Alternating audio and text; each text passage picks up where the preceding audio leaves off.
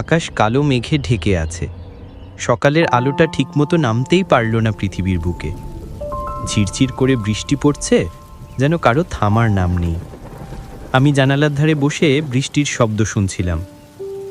এমন দিনে হঠাৎই মনে হলো, আরে মামার বাড়ি গেলে কেমন হয়। আমার মামারা থাকে গ্রামে, অনেক দিন যাওয়া হয়নি। মা আমার দিকে তাকিয়ে হেসে বললেন, তুই তো একদম ছোটবেলার মতো। বৃষ্টি হলেই মামার বাড়ির কথা মনে পড়ে।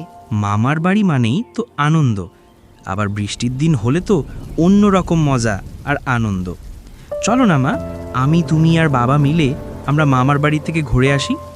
আমার তো কোনো কাজ নেই, বৃষ্টিতে সব কিছু বন্ধ। আমি তো যেতে চাই, কিন্তু তোর বাবা শুনলে কি যেতে চাইবে? তোর বাবা তো আবার তোর মামার বাড়ি যেতে চায় না।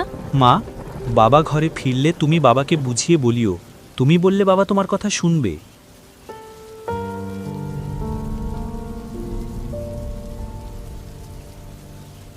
কিছুক্ষণ পরে বাবা ঘরে আসলো আর মা বাবার কাছে গিয়ে বাবাকে বলতে লাগলো, এই যে শোনো, আজ তোমার ছেলে বায়না ধরেছে যে তার মামার বাড়ি যাবে এই বৃষ্টির দিন। আমাদের একমাত্র ছেলে বায়না ধরেছে যে তার মামার বাড়ি যাবে, আর আমি বাবা হোসে কি ছেলের কথা না রেখে থাকতে পারি?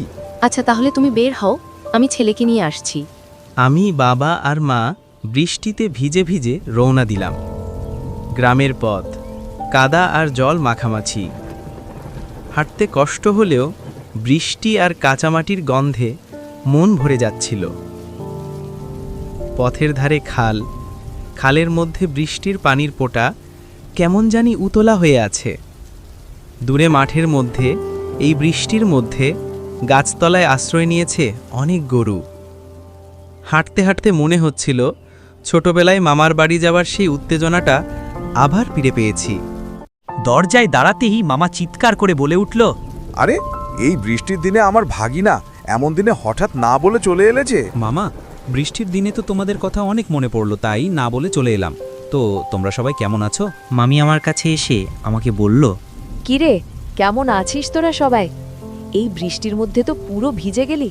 আয় ঘরে আয়, এসে গামছা দিয়ে শরীরটা একটু মুছে না। ঘরে ঢুকতেই মন ভরে গেল। খড়ের চাউনি, কাদামাটির দেওয়াল, জানলার পাক দিয়ে বৃষ্টির শব্দ সব মিলিয়ে মনে হচ্ছিল আমি অন্য জগতে এসেছি। মামি চুলায় রান্না বসালেন খিচুড়ি, আর আমি মামা মামির পাশে বসেছিলাম। মামা বললেন, বৃষ্টির দিনে খিচুড়ি হলে আর কি লাগে। মামা, তোমাদের খিচুড়ির স্বাদ শহরের সব মাছ মাংসকে হার মানাবে। তারপর আমরা সবাই মিলে খেতে বসলাম। খাওয়া শেষে সবাই বারান্দায় বসে গল্পের মধ্যে মেতে উঠলাম আর বৃষ্টি দেখতে লাগলাম। কিছুক্ষণ পরে মামা বলতে লাগলো, দেখিস, আজ রাত যদি বৃষ্টি একটু কম হয় তাহলে কালকে সকালে আমার সঙ্গে মাছ ধরতে যাবি? সত্যি মামা, অনেক দিন হয়ে গেল আমি জাল পেলে মাছ ধরে কিভাবে দেখেনি। আমি যাব তোমার সাথে কাল সকালে মাছ ধরতে দেখতে। বিকেলবেলা আমার মামাতো ভাই স্বপন আমাকে ডেকে বলল, কি রে তপন, বিকেলবেলা আমার সাথে হাঁটতে যাবি? তাহলে চল, আমাদের পুরো গ্রামটা আজ তোকে ঘুরে দেখাবো। যাব তো অবশ্যই, তাহলে চল। রাতে আমরা সবাই মিলে গল্প করতে বসে পড়লাম। মামা বলতে লাগলো, আমাদের সময়ের বৃষ্টির দিনগুলো ছিল আরও অন্যরকম। আমরা গ্রামের সব বন্ধুরা মিলে খালে নেমে সাঁতার কাটতাম, আবার পুকুর থেকে মাছ ধরে এনে মাকে দিতাম। আমি মুগ্ধ হয়ে মামার সব কথা শুনলাম। মাঝে মাঝে বৃষ্টি জানালায় টুপটাপ করে শব্দ করতেছিল। সেই শব্দের সঙ্গে মিশে যাচ্ছিল আমাদের হাসির গল্প।